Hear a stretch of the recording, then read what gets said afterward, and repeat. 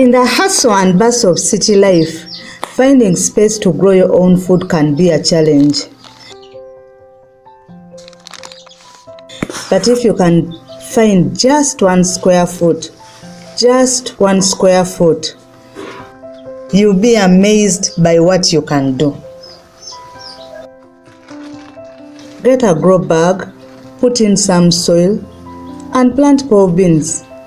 The beans will grow vertically, leaving space for you to plant other vegetables like lettuce, like spinach, like beetroot in the same square foot. And before you know it, you'll be rewarded with fresh, delicious vegetables that you grew right in your own 1 square foot garden.